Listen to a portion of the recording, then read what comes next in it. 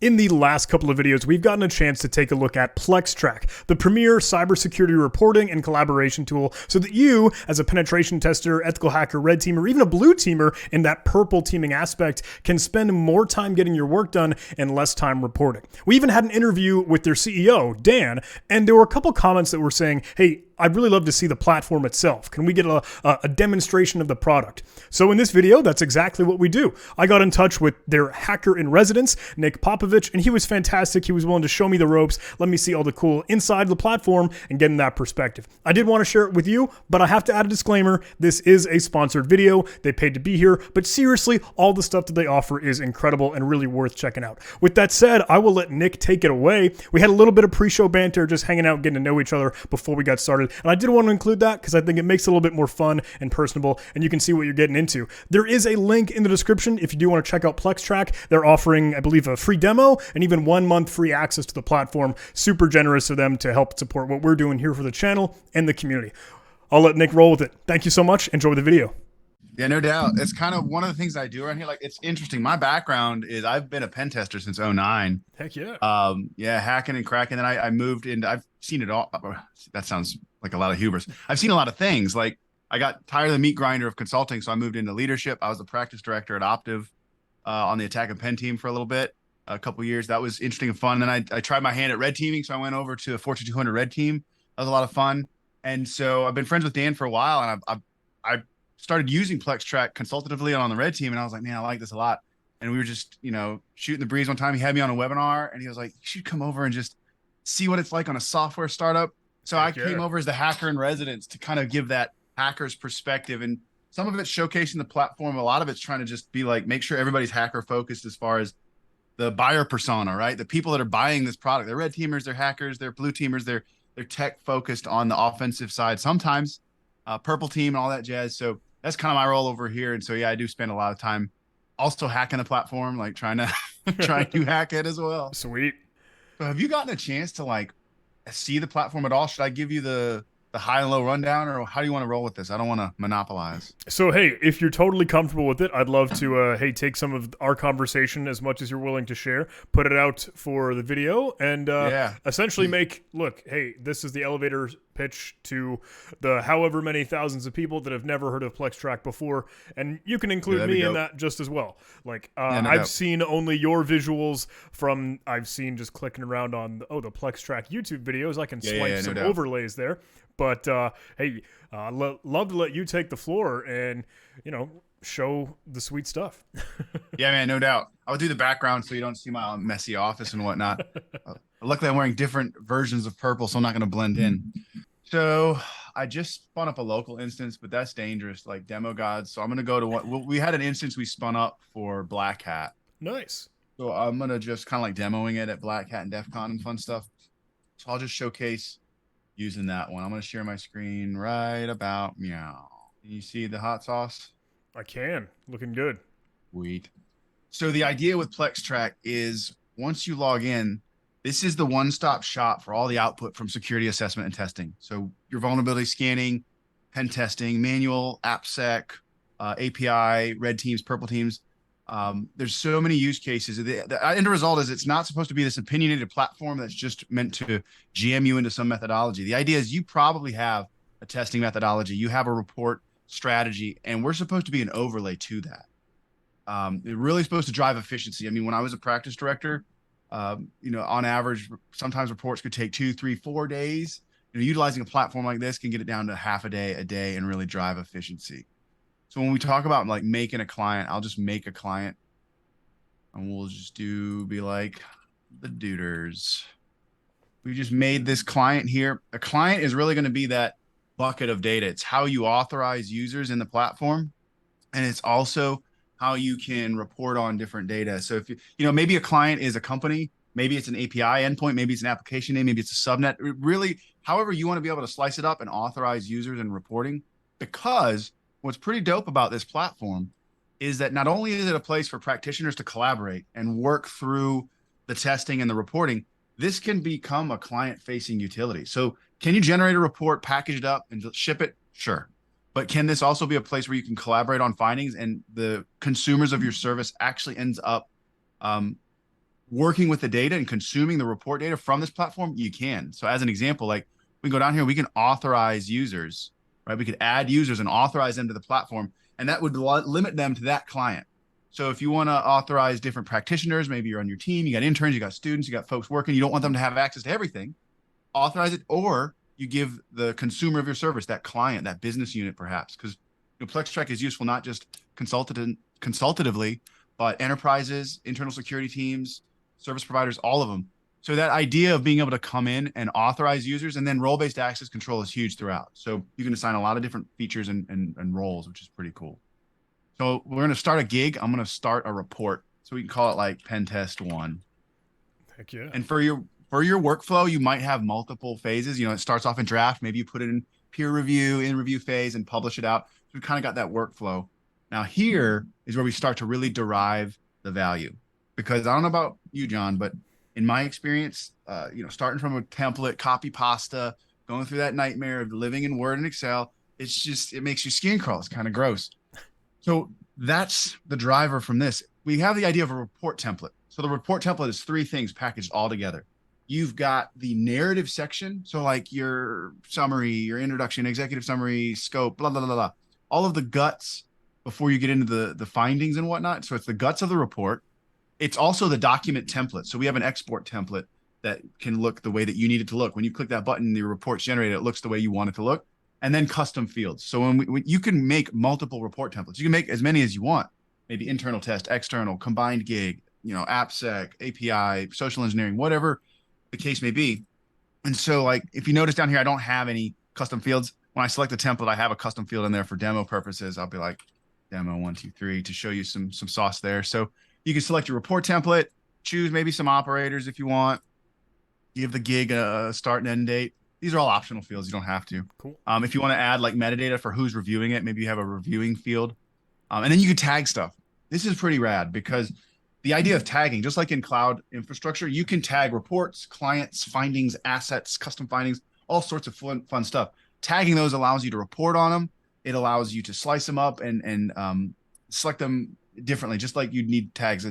Your tagging paradigm can really help you kind of customize it even more. So like you saw, we start out right here. We've got like this, we've got the sauce started of our sweet pen test soup. And so it's just the narrative section.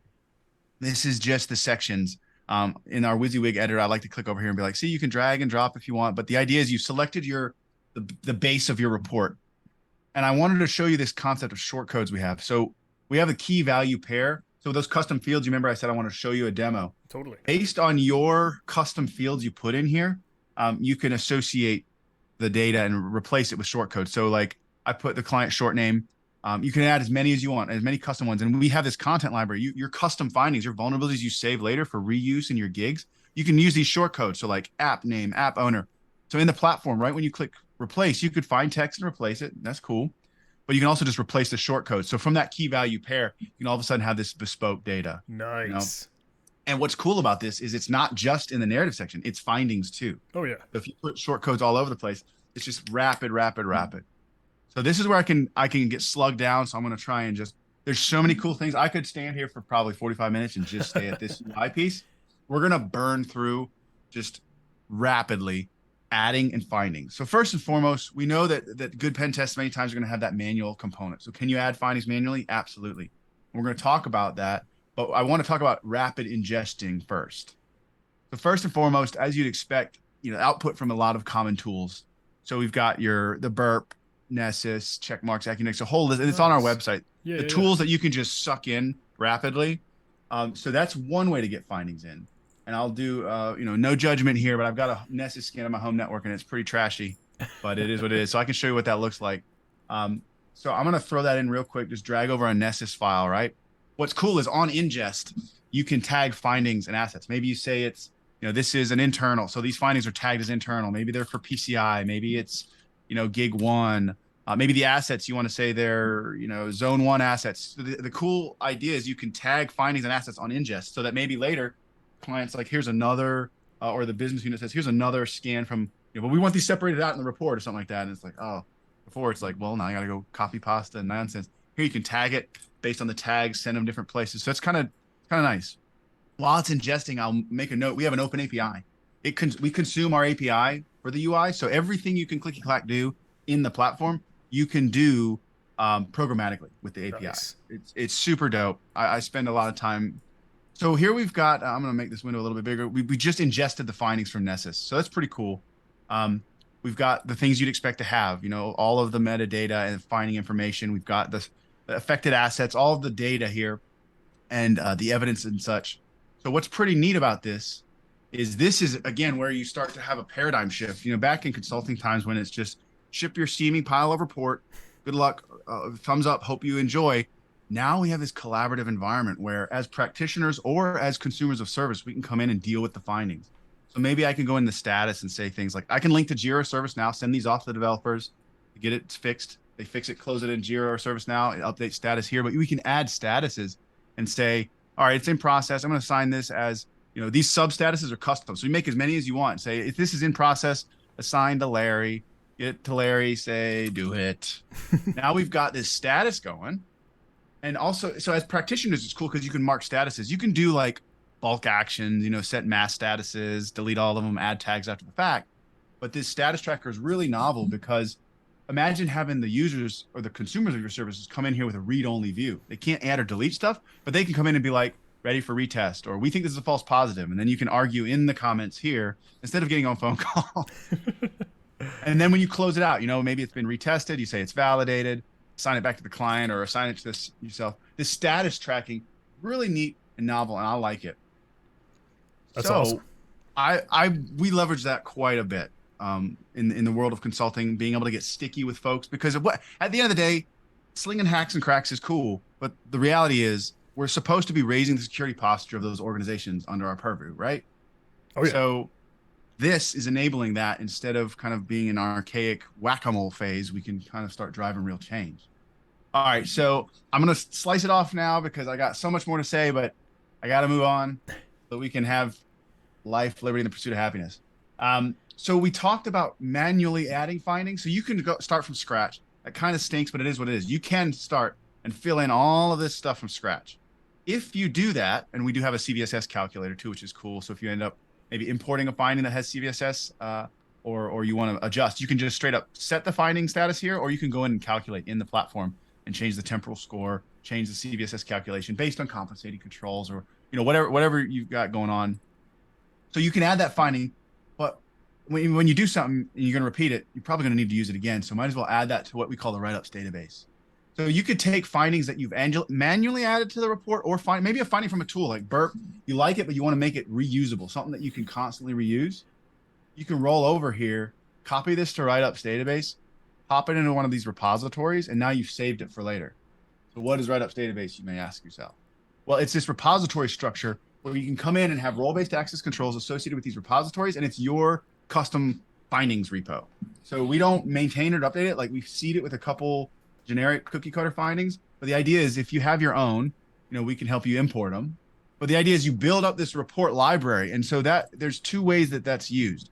One is that's used if you need to add a finding, hopefully you've added it before, you can add it from write-ups database. So you can tag them, you can filter by repository, or just freehand text, like go in and find the finding you want and add it for later, right? So you can rapidly add these findings. You're not going back to when did I have that finding in that report?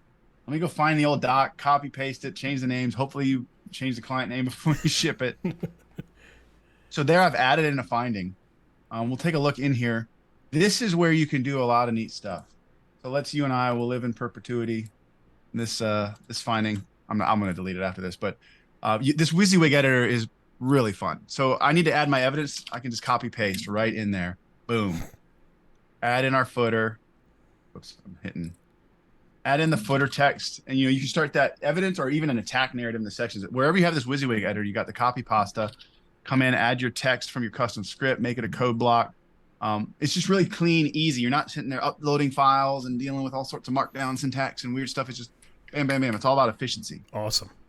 On that note, and I'm coming down the home stretch now. I'm proud of myself. I haven't gotten through a demo this fast, I think, in the history of things. Peer review. When I was a practice director, that was a significant part of my job, was making sure that client-ready stuff got out. Because if they're paying a sack of coins for a gig, that result needs to be tight. And so in this platform, before you even generate a document, you can come in and get that kind of collaborative commenting and be like, you sure about this? Add in comments. People can come in, reply to your comments. You get the track changes functionality so that you've got the ability to come in and, see and tighten it up in platform before you even generate a Word document, which I really like this feature as well. It's pretty dope. And that's for every single block, isn't that right? So Yeah. that's Any awesome. block, all these Wysiwyg editors, wherever you can put in the text, it's nice. That is and super so slick. I love it. And I'm sure the technical project managers or PMs or tech writers who have to deal with reports also appreciate that. Oh, yeah. Get them out of Word for a few minutes. So a word on assets, because this is the finding I added from Write-Up Stevie. We can add assets. I'm not going to go through it. There's a couple different ways. You can import assets, add from the existing, or create new. That's neat. You get it. You can also add screenshots and GIFs and videos, which is pretty sweet. Like if you throw a GIF or a video over here in platform, you can that's your evidence now. So you have this nice chain of attack. You could associate it to an asset or whatnot, and you can add a code sample as well. At the end of the day, this is kind of the view. This is basically the view that you're starting to build. So on a readout, you're reading out the client. You can come in here or reading out the consumer of your service. You're reading out the findings. That you've got the report here. You can read through all the interesting data. That's neat. We've got our cool roll-up graphs. If you don't have graphs, what are you doing? But then they can dig into each finding. You could be presenting this, walking through the findings, right? And here's the finding that has our video associated to it. And we've got all of our evidence added in. All right, let me stop that video. So we're getting, and then imagine if you've given the consumer of your service the user level access. When they log in, they're limited to this client. They log into the report. They're able to consume before you even go over here and export to Word and package up and ship it. They could be consuming the findings right here in the platform, and at the same time changing the status, being like, we think this is ready for retesting, and that kind of thing. So that's why as practitioners, you can drive a ton of value in here, getting a report, snappy. And then as a client, you can consume it in this really clean, nice, novel way. The last two things I'll talk through on the core functionality, because there's so much more and I've glossed over a significant amount, but assets, you get assets, right? This came in from a Nessus scan. So we've got a significant amount of ports, protocols, services, all of the information, the findings for the hosts. I'm going to hand wave over that. Assets, we have them. Artifacts is a Dropbox, so you could sit up there and put up files between you and your team, could associate files here or between you and the consumer of your service, popping them in and out. And the last thing, and then I'm going to stop. And the last thing, and then I'll spend 20 seconds on analytics just to say that we have it, do our due diligence, and then I will be done rapping about this dope platform, is the attack path. So what's cool is, a lot of folks end up creating like an attack narrative or an attack proof of concept in sections of their report. Like they'll be in the narrative section and be like, we did a thing, screenshot, we did a thing, screenshot, we did a thing, screenshot. So you can also similarly create that here in platform. You could take things you've added as findings, drag them over here, and we've got some dope way to chain it together. So when they come into the platform, they can click attack path and be like, all right, what are you talking about over here? Okay, so they did the voodoo that they do. Neat. It linked over to here. Neat. Again, keeping that kind of finding structure. All right. That was Plextrac in like 15 minutes or less. That's core functionality. And then the last thing I'll just hand wave over is we have analytics. So as you've collected, you've racked and stacked all this dope data. Now you have analytics. You can start querying it by tags, by client, by engagement, by gig. Start drilling into the data, seeing, comparing, pulling up information based on the filtering that you have on the right-hand side, by severity, by tags, and the conglomeration of those things. You can start to drill into that data. And that's all she wrote. All right. So my biggest question, if I may, can I see one of the exported Word docs or PDFs? No doubt. Absolutely. That's a good point. So good question. And a note on that too, if you guys this is open on the internet. If you go to templating.plextrac.com, we talk about the Jinja that we use. Nice. We even give you, you can download Jinja templates. And as users, you can like import them in your own, mess around, because we have this kind of a multi-model. You have self-service model. So like you can create your own templates. You have a like assisted model where professional services developers, you say, I want it to look like this. And they come and help you. And then you have a bespoke where it's just like, I have this report template. I want to hand it to you. And by the morrow, I want it to look the exact same way. And then you own that template. So you absolutely can see it in the platform. And then you also can read about how, we tell you kind of how to use the Jinja. Because, we expect you, some folks are gonna be like, these templates are good enough. Some folks are like, no, I need the bespoke experience. So Yeah. let me just generate a report real quick so you can see. But keep in mind, this is kind of a generic report, Right. stock template that is exemplary of what you can do in the platform. So I'll generate that mamma jamma. Cool. That's dope.